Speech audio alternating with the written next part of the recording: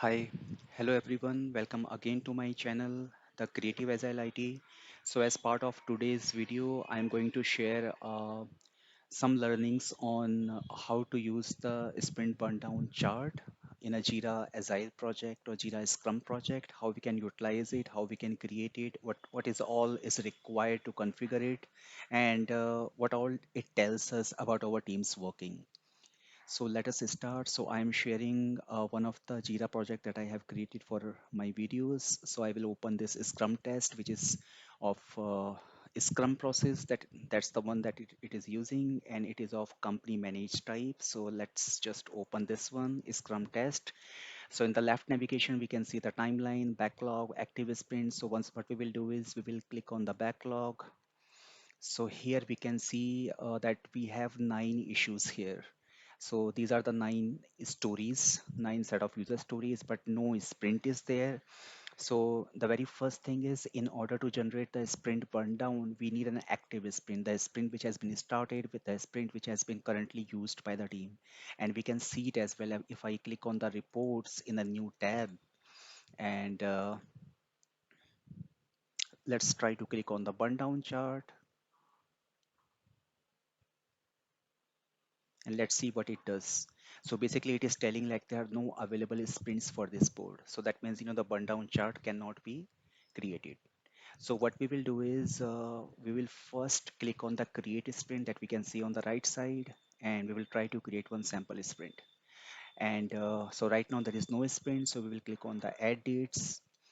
So we will keep the same name, Scrum Sprint 1. We can call it as 1 week, and the start date is going to be today's date, and let's say the time is 1:30, and it will end automatically on the after 1 week. So let's click on update. So now we have created sprint 1 which is planned, but right now the sprint is not started and there are 0 issues here. So what we will do is we will, as part of this sprint, what all our team is going to work on. So let's say they are going to work on the user login. So we will simply drag them. Okay, we will also, the team will also be working on the forgot password. Okay, and we can switch the ordering based on the priority. So these 2 stories our team will be working on in the very first sprint one in this 1 week. And we can see that user login user story is estimated of 3 story points. Forgot password is estimated for the 3 story points. And that's why it is showing 6 story points in overall. That is the planned work. Nothing is in progress and nothing has been completed. Now, these user story also consist of some set of subtasks that we can see.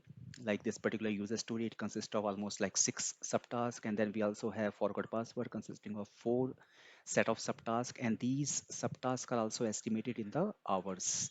So if we click on the login UI, so we can see what is the original estimate for this one.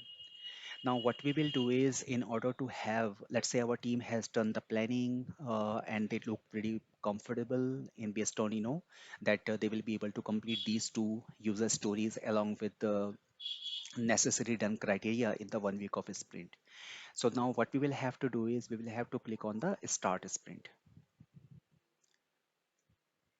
So we will click on the start. So now the sprint has started. It is showing it as an active sprint where we have a to-do items based on the backlog that we have it. For the sprint one, we also have in progress and done. So now if we look at the reports, because now we have an active sprint which consists of some user story, some set of subtasks, what it all tells us about our team's working. So now we can see that, once we have the active sprint in place, we will have a burn down.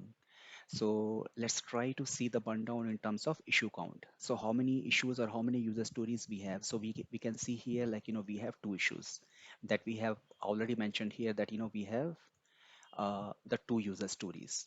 Let's see in terms of story points, how many story points of work we have. So it is showing we have 6 story points of work, that is also reflected here as well.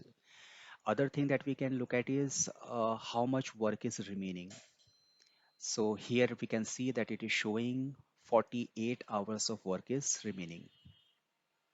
so that we can see from here as well. Uh,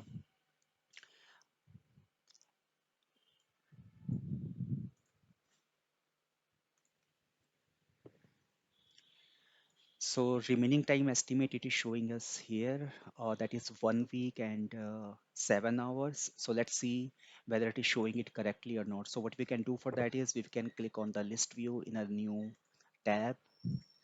So this is our list view, and I have a video created on the list view how we can utilize it. But just to understand, we can pick a filter here, and we can select our sprint that we want to see the items which belong to the sprint one. Also, what we want is we want to have a look at the subtasks. Now, this is what we have applied. So we are looking at what all subtasks are placed in the sprint one. And if we look at, so now we will have to see whether we have the original estimate here.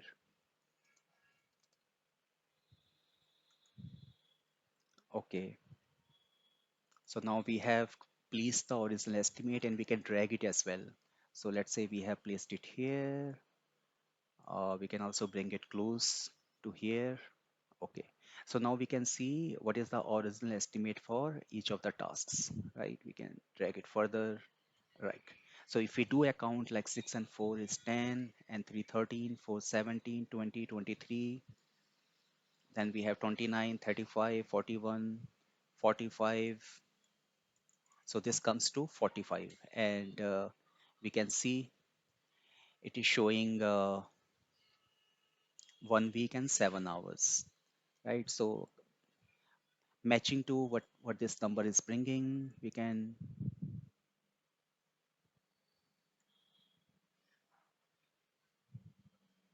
yeah. So this is how we can utilize the burndown after the planning, considering how many hours of work we have planned, how many story points of work we have planned, how many issues count is there, and let's say for any reasons we have to bring another user story in our sprint backlog. So if we do that after the planning, let's say we bring this particular user story and we say confirm. So now what we have done is we have bring in another user story. So now the scope has increased. Earlier it was 6 story point, now it is 9 story points, and how the burndown will reflect this particular thing.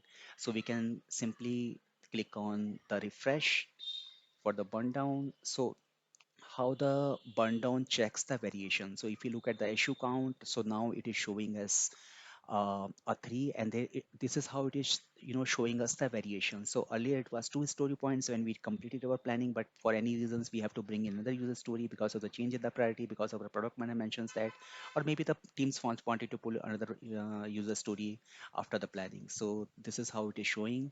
Now we have 3 issues in count. In terms of story points also, we can see there is a variation in terms of remaining time estimate as well. Now it is showing around 63 or plus hours, so that we can also check in the list view, and so we can see what all is placed in the in terms of hours, right?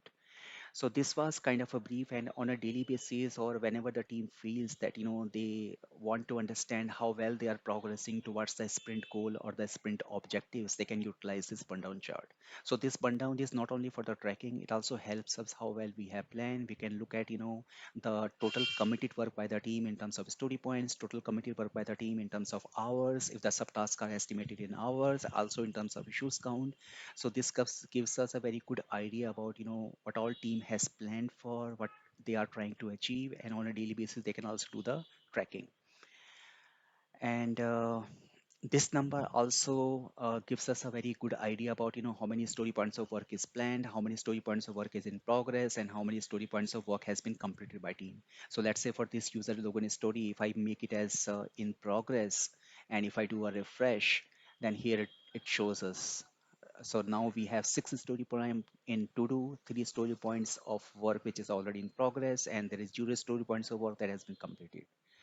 So that's all I had in today's video. I hope you guys liked it. I will be creating another parts for these charts, and we will be sharing more such videos on the reports in Jira. And please keep watching these videos, and please share and subscribe. Thank you all. Thanks for your time.